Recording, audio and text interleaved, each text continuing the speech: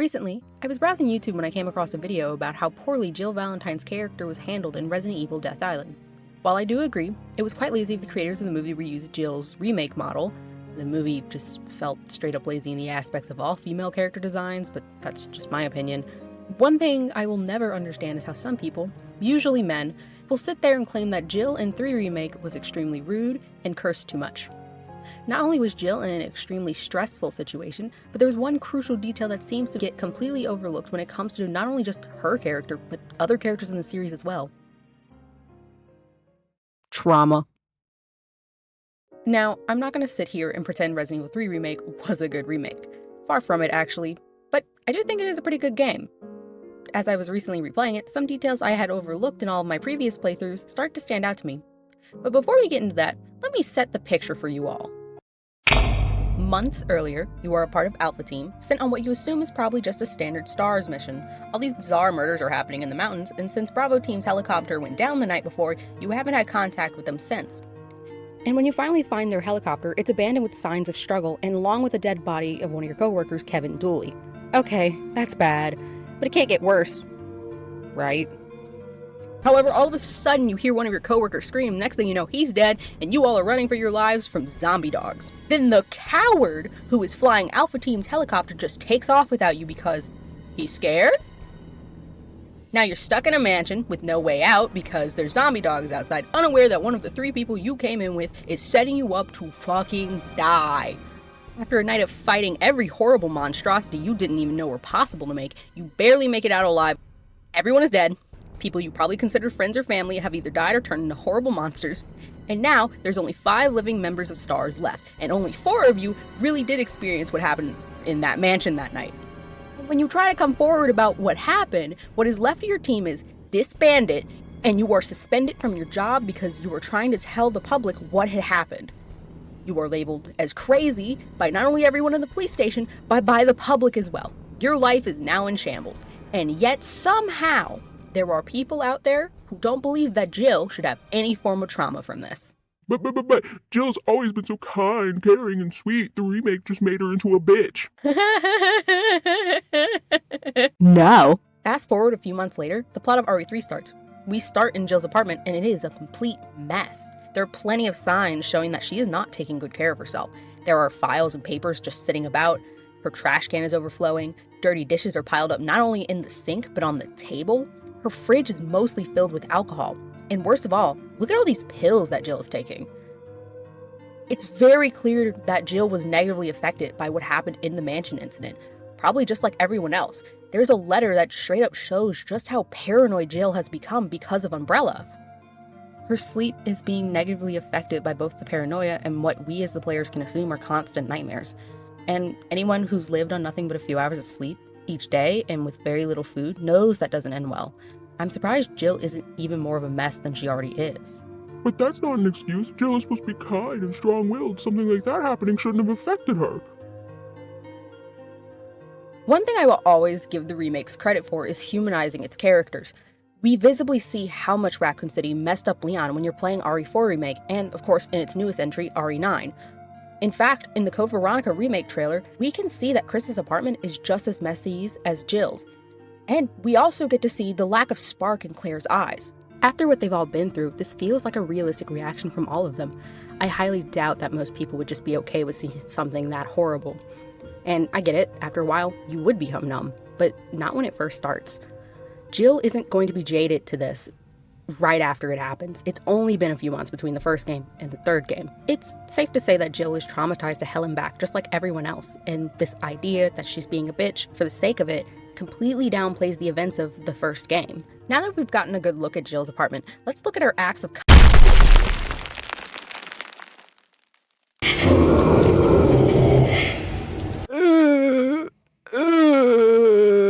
my back. Okay, so remember when I said there were details I didn't notice in my first few playthroughs? Yeah, I don't remember Jill getting this fucked up, and I would like to emphasize just how much she's getting fucked up. Look at this. She's getting kicked, getting thrown around, getting sent into things. Dear God, she shouldn't even be walking after being slammed this hard into some railing. It's insane. But what's even more insane is that while staring death in the eyes, Jill is still more worried about other people. When she and Brad run into the bar and Brad gets bit, Jill's immediate reaction is to go help him. If she were so rude, why would she care about helping the same man who months prior abandoned Star's Alpha team? Jill doesn't want to leave Brad for dead. He makes her leave. She even hesitates before making it into the alleyway and saying, "I'm sorry, Brad." And not even seconds later, she's apologizing to the corpse of a police officer. He's dead. She doesn't need to do this, but Jill is a caring person, so of course her first thought is to say sorry. Oh, is this not enough evidence of Jill being kind in the game? Here's another example. When Jill is on her way to the parking garage roof, she runs into Dario Rosso. She immediately offers this man help. Now, I know this is a completely optional thing for the player to do, but Jill can keep on insisting to help Dario. Doing this, especially in a zombie outbreak, could be considered a waste of time, but that doesn't seem to cross her mind because Jill still wants to help people. Do you know what Jill does when she gets to the parking garage roof after the helicopter is shot down? She gets into a car and apologizes to the dead owner of it before taking it to get away from Nemesis. But for some reason, even after all this, once Carlos comes into the picture, apparently Jill is just a fucking bitch. Mind you, she just drove a good 60 or so feet down. What makes anyone think that she would want a hug from a total stranger? And I get it, Carlos did save her, but that doesn't mean he gets a hug.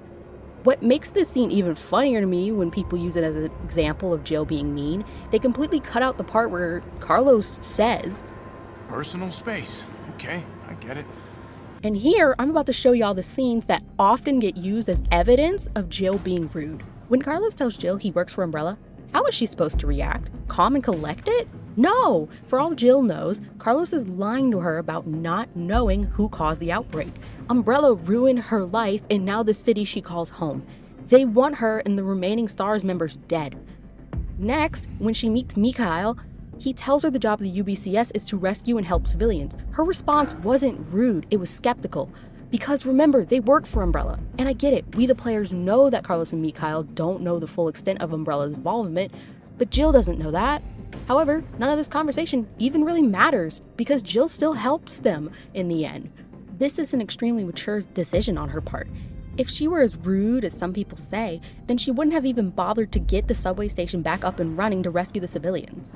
So here we go again. Jill has to go back into the hell that the streets of Raccoon City have become. And here is the scene that absolutely shocked me when I saw it was getting used as evidence of Jill being mean. Here, let me show it to y'all. Carlos, I've reached the main avenue. Which way do I go? See a big transmission tower? That's the substation. You'll have to circle around through an alley to your right to get there. You mean the alley that's on fire? Maybe. Surely a tall drink of water like yourself can put out a few flames. Fuck you. I don't have a joke for this. I don't even really know how to react when I see people use this as an example. If anything, I'm concerned.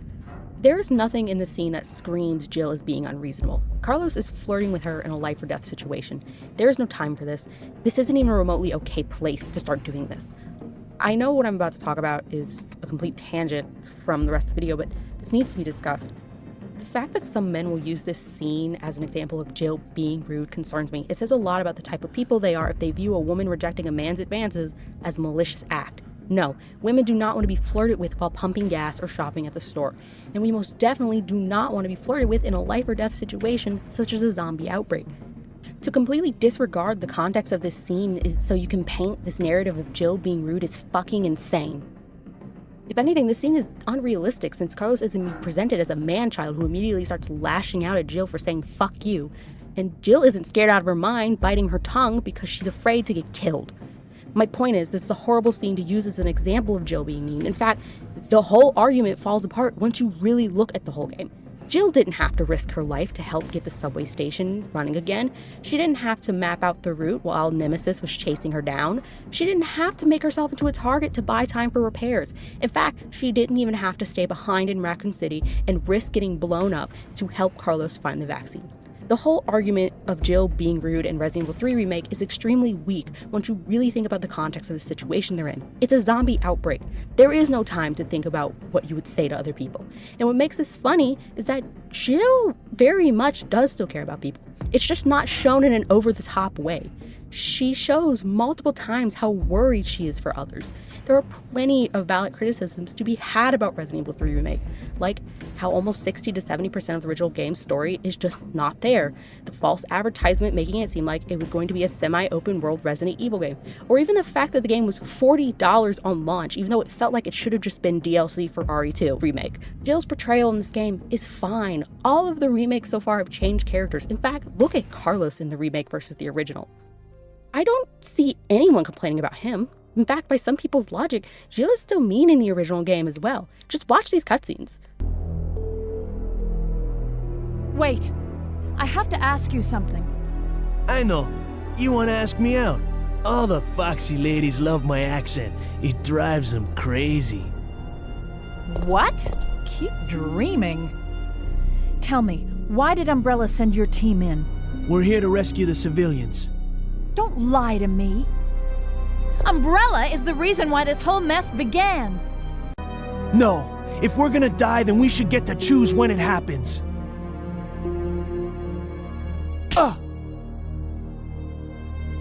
See how mean she is to Carlos here? Yeah, this doesn't make her look good either when taking the original scene out of context.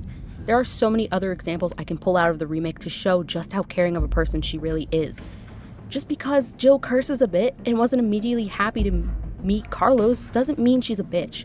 She's angry about the situation, and who wouldn't be?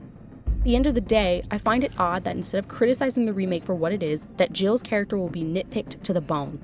To act like this is the only remake that changed a character's personality is odd, given that all of the remakes so far have changed character personalities. And if you don't agree with me on my opinion about Jill's portrayal in RE3 Remake, that's okay. I completely understand why some people do not like this portrayal of her, but to misunderstand it as her being a complete and total bitch feels wrong.